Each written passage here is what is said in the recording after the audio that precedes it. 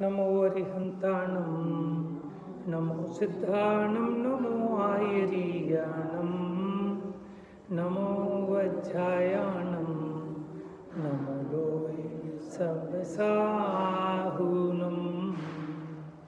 एष सुरासुरमणुषन् वन्दिनं धोदघायिकममलं प्रणमामि वर्धमानं तीर्थं धम्मस्य कर्तारम्। तो कैसे हैं वर्धमान स्वामी, जिनको नमस्कार किया, क्या गुण बताया उनका है? हाँ सही है, दूध घाई कम वाला। उनके इंद्र, हाँ उनकी वंदना करते हैं, धो दिया है। और प्रणमामि वर्धमानम, ऐसे वर्धमान स्वामी को नमस्कार करता हूँ। धर्म तीर्थ के क्या हैं? करता। जैन दर्शन तो सर्वथा अकर्ता है। जैन दर्शन अकर्तावादी कहते हैं, और आप भगवान को ही सबसे पहले कह रहे हो कि आप धर्म तीर्थ के कर्ता हो। तो बताने वाले भगवान कैसे हो सकते हैं? क्या वाणी का कर्ता आत्मा है?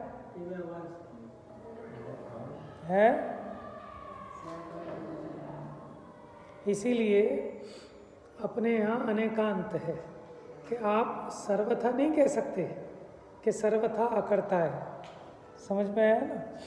कथनचित कर्ता कथनचित अकर्ता। पर द्रव्य का तो अकर्ता है, लेकिन अपने भाव का, अपने परिणाम का करता है।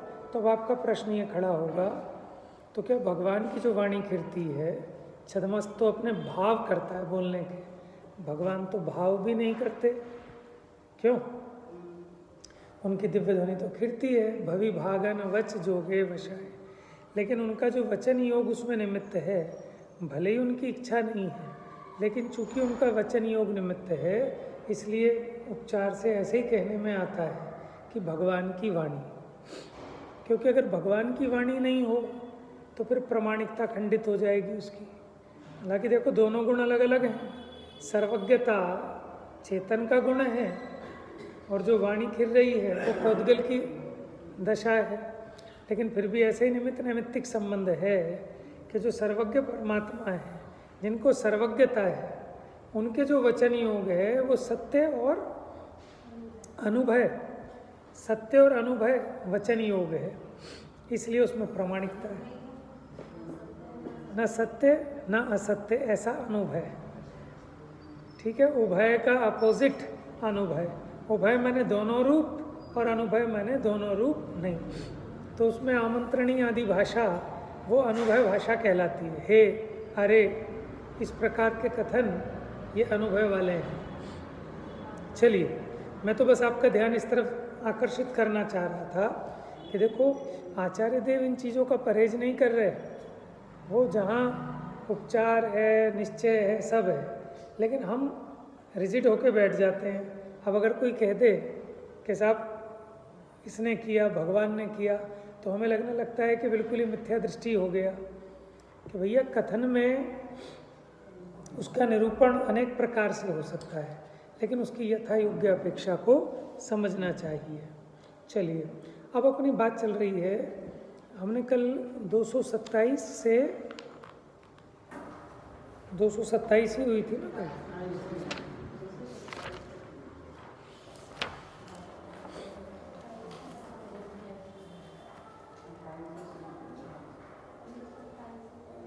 अट्ठाईस हो गई थी शायद।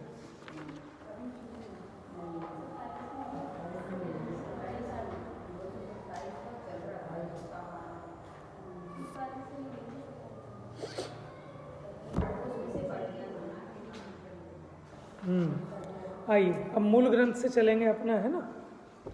227 की गाथा ले लेते हैं। प्रकरण आप लोगों के ख्याल में आ गया। अब उपधि का निषेध किया था, फिर उसके बाद ये बताया था कि कुछ उपधि ऐसी है जो अनिषिद्ध है, अनिंद है। फिर उसके गुण बताए थे कि कैसी सामग्री, और वो भी अपवाद मार्ग में, जैसे पीछी कमंडल है, योग्य आहार विहार, इनका निषेध नहीं है। तो जो युक्ताहारी हैं वो वास्तव में अनाहारी ही हैं। ये चर्चा कल हुई ना।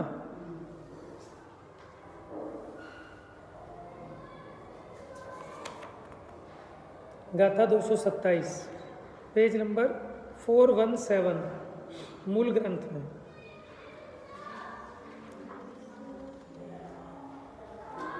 जस अणे सण मप्पा तम पितवो तपड़िच्छगा समणा। देखो पा जो है ना 1.5 है, ठीक है। तप पड़ी, नीचे बिंदी नहीं है ना, तप पड़ी, और च उसके साथ ही बोलेंगे फिर आएगा। जस अणे सण मप्पा तम पितवो तपड़िच्छगा समणा।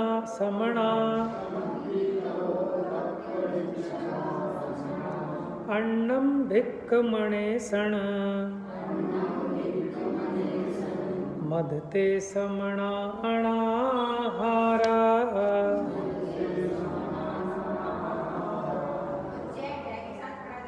है ड के साथ, नहीं तो फिर अब पूरा एक साथ ही पढ़ना पड़ेगा, पूरा शब्द ही। तप पड़िच्छगा, तप पड़िच्छगा।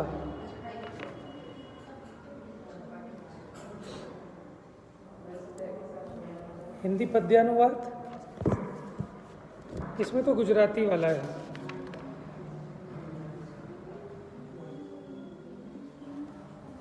पेज नंबर बताना क्या है?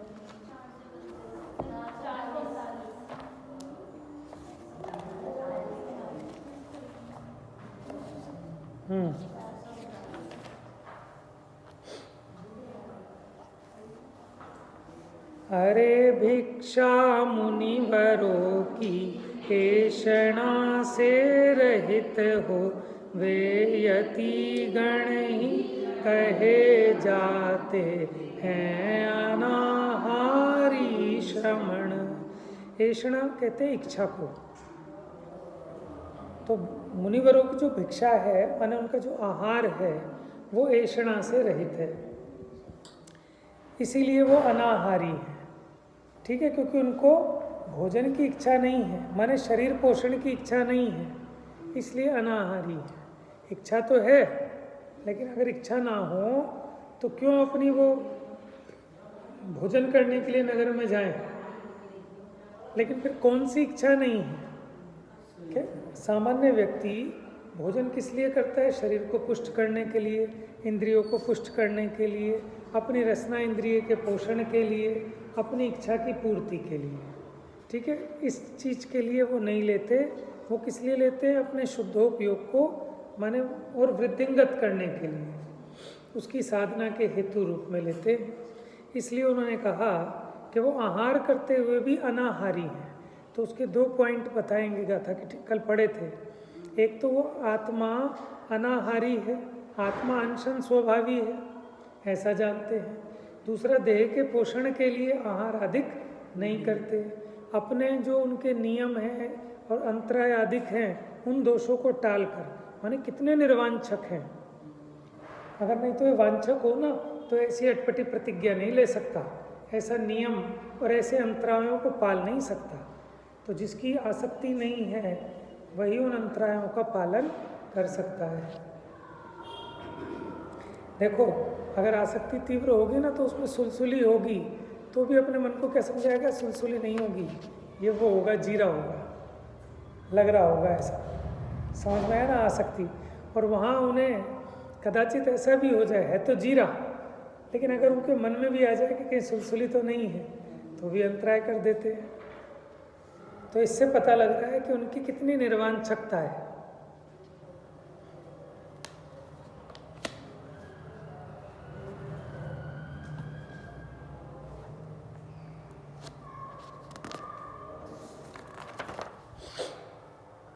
इसकी एक बार टीका पढ़ लेंगे पूरी, चलो अन्वयार्थ भी पढ़ लेते हैं।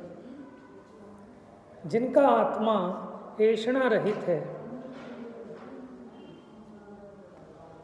क्या हुआ? हाँ, यतिगण तो मुनिगण, यति माने मुनि, जिनका आत्मा ऐषणा रहित है, अर्थात जो अनशन स्वभावी आत्मा का ज्ञाता होने से स्वभाव से ही आहार की इच्छा से रहित है, उसे वह भी तप है। क्या तप है? नहीं,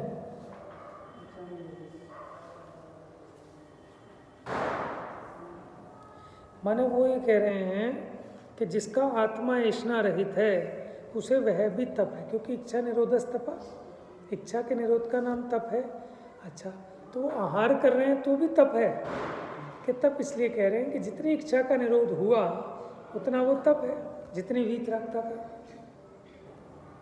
उसे प्राप्त करने के लिए आत्मा को, उसे प्राप्त करने के लिए प्रयत्न करने वाले, माने आत्मा ऐसा अनशन स्वभावी है ना,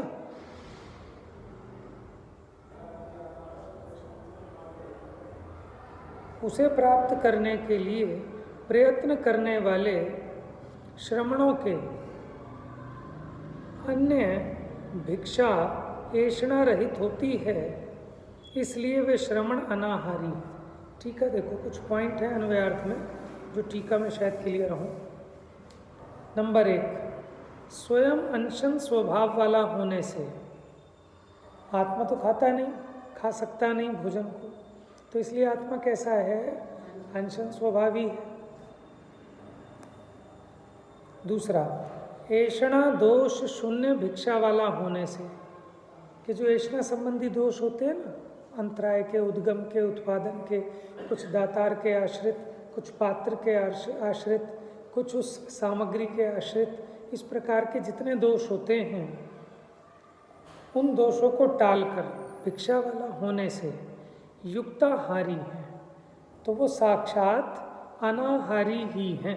जैसे मैंने कल बताया था ना कि आपका बच्चा, आपने बहुत बढ़िया पकवान बनाए, लेकिन वो पढ़ाई में इतना बिजी है कि उसने कुछ नहीं खाया, थोड़ा बहुत रूखा सूखा खा के अपना जाके फिर बैठ गया पढ़ाई में। तो वो खा तो गया 1-2 रोटी पूड़ी जो भी आपने बनाई होंगी, लेकिन उसने उसका मज़ा नहीं लिया, स्वाद नहीं लिया। तो आप क्या कहोगे? भैया इसने तो कुछ खाया ही नहीं, ये तो पेपर में इतना व्यस्त है, इसके एग्ज़ाम हैं, तो इसने तो इतने बढ़िया पकवान बनाए थे, कुछ नहीं खाया। तो खाया नहीं, वो कहता खाया तो है मम्मी, लेकिन ये खाना नहीं खाने जैसा है, मन निर्लिप्त वृत्ति से, निरासक्त भाव से, ठीक है ना। तो इसलिए मुनिराज आहार करते हुए, बताओ इतनी कंडीशन, उसके बाद आहार करे, तो वो आहार क्या है? अनाहार है, न करने जैसा है। देखो, तो 2 बातें हो गई, एक तो अनशन स्वभाव वाले होने से, दूसरा ऐषणा समिति संबंधी, माने समिति पूर्वक आहार लेते हैं, तो उस समिति में क्या आ गया कि 46 दोष टालकर 32 अंतराय अधिक जो भी हैं सब मिलाकर, इसलिए युक्ताहारी। युक्ताहारी माने, युक्ताहारी के 2 अर्थ हो सकते हैं, एक तो योग्य आहार और एक कहते हैं योगी का आहार। ठीक है, योगी, योगी का आहार कैसा है? जो तो अपने योग में मस्त हैं, तो आहार किया, ये तो व्यवहार से कहा जाता है, वास्तव में तो वो अनाहारी हैं, क्योंकि उनकी श्रद्धा में, उनके ज्ञान में ये बात ऊर्ध्व है कि मैं खाने वाला नहीं, खा सकता नहीं, आज तक मैंने कभी खाया नहीं।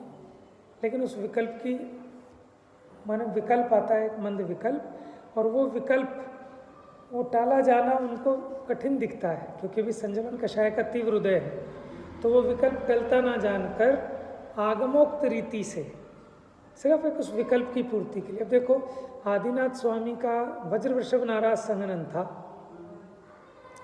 तो आहार के लिए क्यों गए?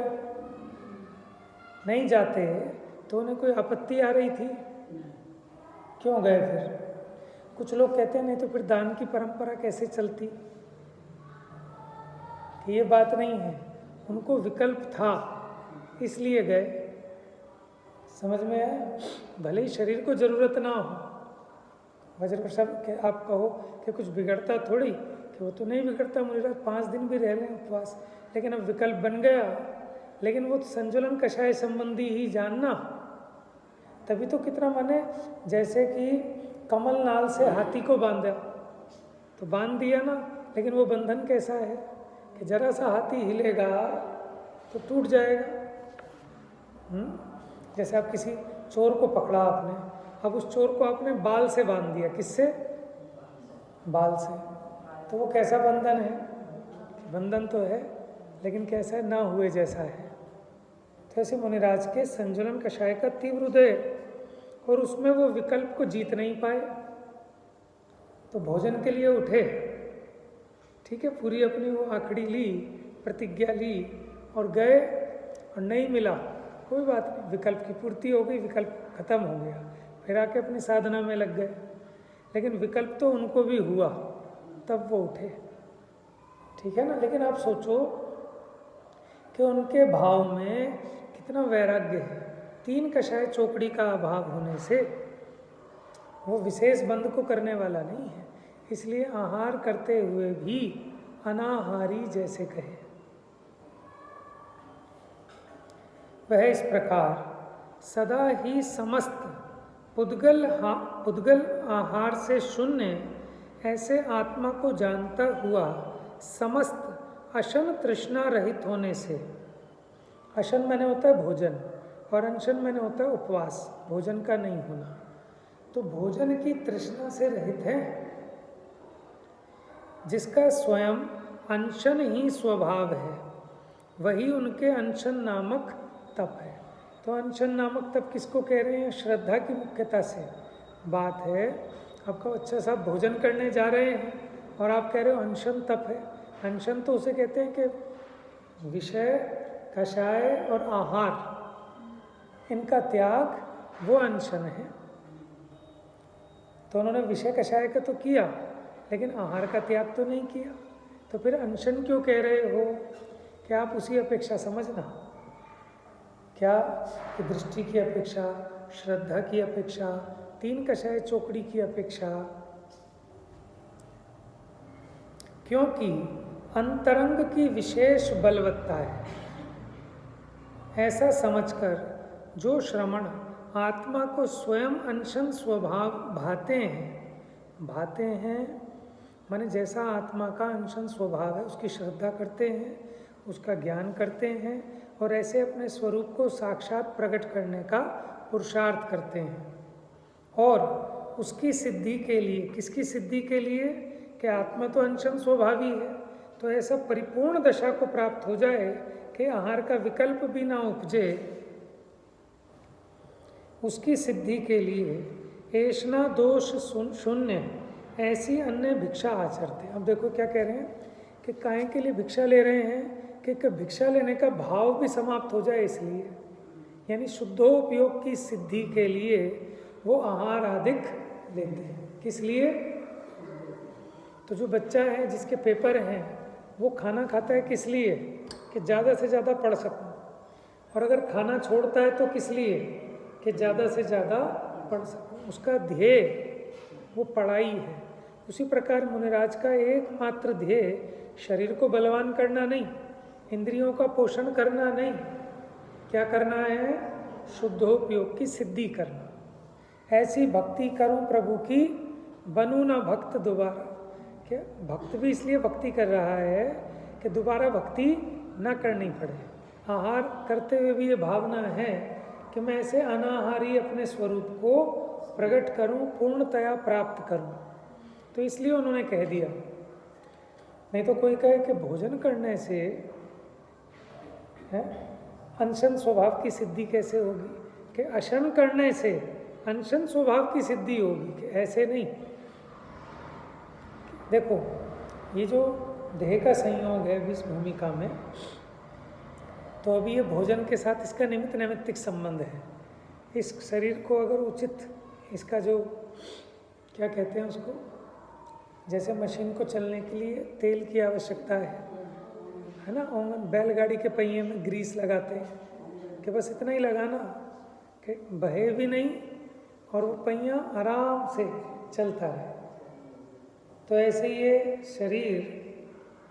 शरीर माध्यम खलु धर्म साधनम कहा ना, क्योंकि अगर अब ये शरीर छूट जाए तो कौन सा गुण स्थान हो जाएगा उनको? चौथा हो जाएगा मरण समय में।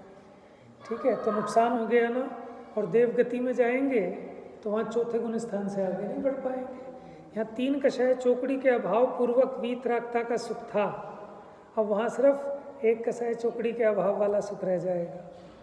समझ में आया? फिर आपका प्रश्न खड़ा होगा कि मुनिराज को ये नहीं पता कि जो जो देखी वीतराग ने सो सो होसी वीरा रे, क्या निज आयु छय से मरण हो? क्या उनको भरोसा नहीं है कि वो आहार के लिए जा क्यों रहे हैं? तो आप ये सब आपके प्रश्न इसलिए छोड़ रहा हूँ कि हम जो हर एक चीज़ का एकांत अपने दिमाग में लेके बैठते हैं ना, कि क्रमबद्ध पर्याय को ढंग से समझो। कि आप वहाँ भी प्रश्न उठा सकते हो कि आचार्य को ये नहीं पता, मुनिराज को ये नहीं पता, कि सब पता है। तो क्रमबद्ध पर्याय किसके समझ में आई कि जिसका पुरुषार्थ अंतरोन्मुखी हुआ समझना, तब उसको क्रमबद्ध पर्याय समझ में आई है।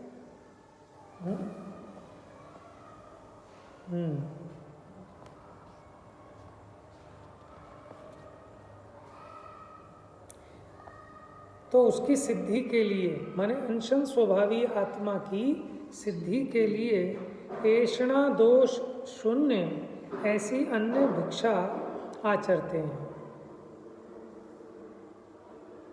अब यहाँ जो शब्द दिया ना, अन्य अन्य भिक्षा आचरते हैं, ये मुझको समझ में नहीं आ रहा कि अन्य शब्द क्यों दिया।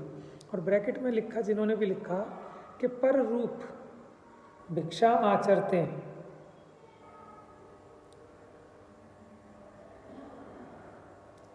वे आहार करते हुए भी मानो आहार नहीं करते हों, ऐसे होने से साक्षात अनाहारी ही हैं। क्या कह रहे हैं? आहार करते हुए भी मानो आहार करते ही नहीं, ऐसा होने से साक्षात अनाहारी ही हैं। क्योंकि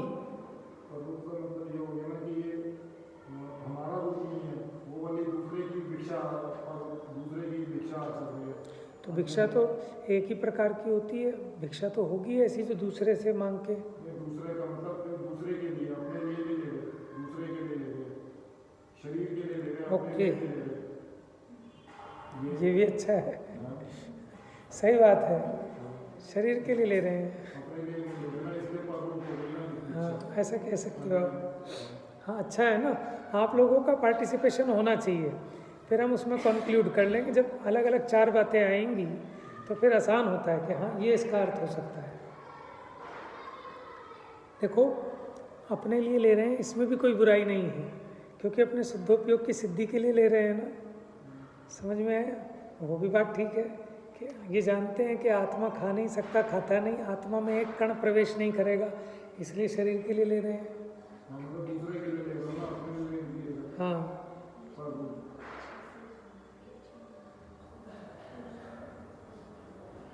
चलो अच्छा है।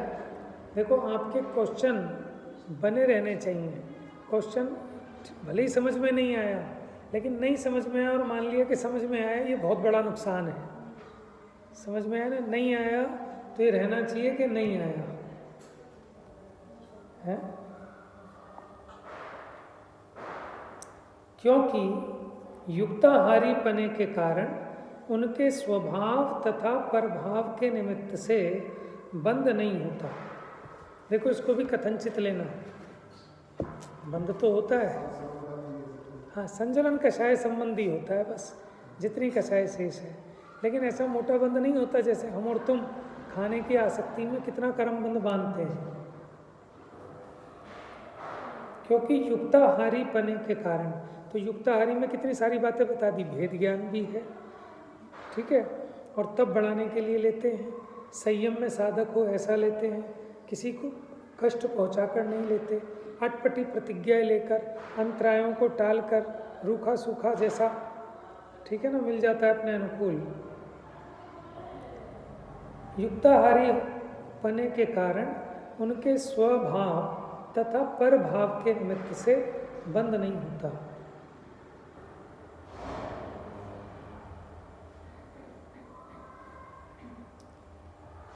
ये तो हो गई बात। इसमें भी डॉक्टर साहब वाले में देखते हैं कि इस पे प्रकाश कुछ डाला है क्या। 228 है जी। अच्छा, नहीं है इसमें।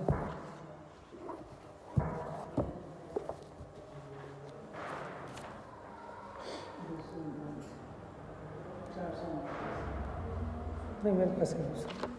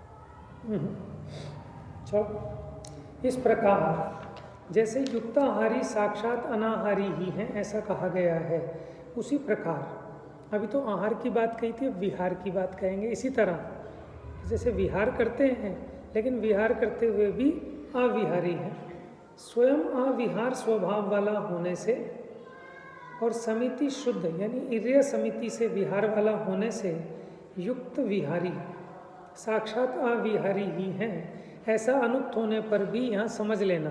तो जैसे अनाहारी हैं क्योंकि जो युक्ताहारी हैं वो अनाहारी हैं, इसी प्रकार जो युक्ता विहारी हैं वो अविहारी हैं, माने विहार करते हुए भी विहार नहीं करते। समझ में? जैसे चक्रवर्ती है युक्ताहारी, हाँ युक्ताहारी, और इसलिए अनाहारी, क्योंकि वो युक्ताहारी हैं इसलिए उनको अनाहारी कहा। और इच्छा नहीं होती, खाली इतनी बात नहीं, लेकिन ऐसी इच्छा नहीं है कि जिसमें दोष लगे और ऐसा खाएं, आवश्यक का तो सवाल ही नहीं उठता। लेकिन भक्ष में भी नाना प्रकार से अपने को बांध कर, है ना, वृत्ति परिसंख्यान नामक तप है ना, अटपटी प्रतिज्ञाएं लेकर अंतरायों को टाल कर बिल्कुल निरीह वृत्ति से, वो भी थोड़ा बहुत, ठीक है, जिससे शरीर चलता रहे, इसलिए उनको कहा कि आहार करते हुए भी आहार नहीं करते। उनकी दृष्टि का विषय तो अनाहारी आत्मा है। चलिए अगली गाथा, एक और समय हो गया है। तो देखो अभी ये प्रकरण समाप्त होने वाला है, ठीक है। तो अब यहाँ ये समझा रहे हैं कि एक अपवाद मार्ग है। ये जो चर्चा चल रही है कि उनको आहार लेना है, विहार करना है, ये अपवाद मार्ग है। उत्सर्ग मार्ग क्या है कि शुद्धोपयोग रूप दशा में रहें, ये उत्सर्ग मार्ग है। लेकिन उस उत्सर्ग मार्ग में नहीं रहा जाता तब वो अपवाद मार्ग को ग्रहण करते हैं। उसमें 28 मूल गुणों का निरतिचार पालन, ठीक है ना, उसी में योग्य आहार, योग्य विहार, ये सब काम होते हैं। तो कोई कहे कि साहब इसमें तो थोड़ा बंद भी होता होगा, उत्सर्ग मार्ग में तो बिल्कुल बंद नहीं होता, लेकिन जो अपवाद मार्ग है उसमें तो बंद होता होगा थोड़ा सा, कि हाँ थोड़ा सा तो होता है, लेकिन ये थोड़ा सा बंद होता है इसलिए अपवाद मार्ग योग्य नहीं है। तो ये तो बात ठीक है, लेकिन अगर आप इस तरह इसका सर्वथा निषेध करोगे तो फिर वो उत्सर्ग मार्ग में तो नहीं टिक पा रहा, अपवाद मार्ग में भी नहीं आएगा, तो सीधा भ्रष्ट हो जाएगा। तो इससे अल्पलेप तो होता है, लेकिन अल्प अल्प ही होता है, बहुत नहीं होता। लेकिन अल्पलेप भी होता है, इसलिए ये इससे बचना चाहिए, अपवाद मार्ग से उत्सर्ग मार्ग में आना चाहिए। तो फिर दोनों की मैत्री सिद्ध करेंगे आगे, ठीक है। तो अब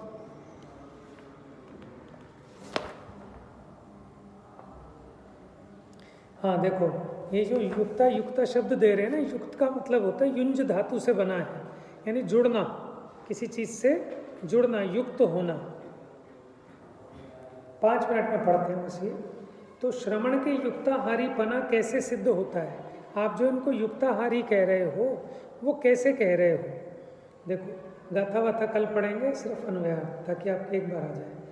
केवल देही श्रवण ने शरीर में भी मेरा नहीं है ऐसा समझकर परिकर्म रहित वर्तते हुए, परिकर्म माने उसका श्रृंगार सजाना आदि, अपने आत्मा की शक्ति को छुपाए बिना तप के साथ उसे युक्त किया है। किसको युक्त किया है? शरीर को युक्त किया है, तप के साथ युक्त किया है, इसलिए वो युक्ताहारी। उनका आहार करना भी तप रूप है, क्योंकि इच्छा निरोधस तपः। माने कई लोग कहते हैं आप खाना खाने बैठे हो, अब हम मौन से खाना खाएंगे, तो ये भी तप हो गया आपका। क्यों? कि बोलने पर आप कुछ भी मांगोगे है, और स्वास्थ्य के लिए भी लाभदायक है। नमक कम होगा तो भी नहीं मांगेंगे, ज़्यादा होगा तो नहीं कहेंगे, तो ये भी तो तप हो गया ना, माने अपनी श्रावक की भूमिका में। तो आप देखो आपने कितना इच्छा का निरोध किया कि जितना मिल जाएगा उतना खा लेंगे और नहीं मांगेंगे, ऊपर से नमक नहीं मांगेंगे। तो आपने क्या किया? अपने इस आहार को तप के साथ युक्त किया। यद्यपि आहार करना ये तो पाप भाव है, लेकिन फिर भी इसी को तपस्या कह देंगे? नहीं कह देंगे। तो उसी प्रकार मुनिराज ने भी आहार तो करते हैं, लेकिन केवल देही माने जिसके मात्र देह का परिग्रह वर्तता है, ऐसे श्रवण ने शरीर में भी मेरा नहीं है, ये शरीर मेरा नहीं है ऐसा समझकर इसका सजाना संवारना नहीं करते, छोड़ दिया।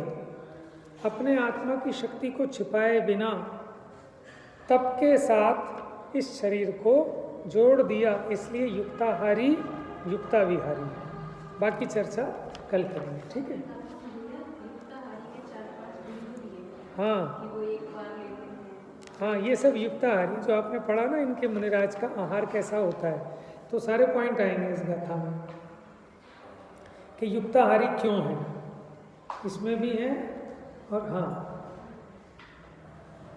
उससे अगली गाथा में भी है 229 में कि वो क्यों एक बार लेते हैं, भूख से कम लेते हैं, यथालब्ध जैसा प्राप्त हो जाए, अपने लिए पहले से नहीं कह के बनवाते, भिक्षाचरण से लेते हैं, दिन में लेते हैं, रस की अपेक्षा से रहित लेते हैं, मधुमास रहित। कि मुनिराज भी कोई मधुमास लेते हैं कि जो उनके लिए आप ऐसा कह रहे हो कि भैया मर्यादा से बाहर का जो भोजन है वो तो मांस की समान है। क्यों? क्योंकि त्रस जीवों के शरीर को मांस कहते हैं, और जो मर्यादा से बाहर का हो गया तो उसमें त्रस जीव उत्पन्न होने लगते हैं, तो वहाँ भी मांस का दोष है। ठीक है ना?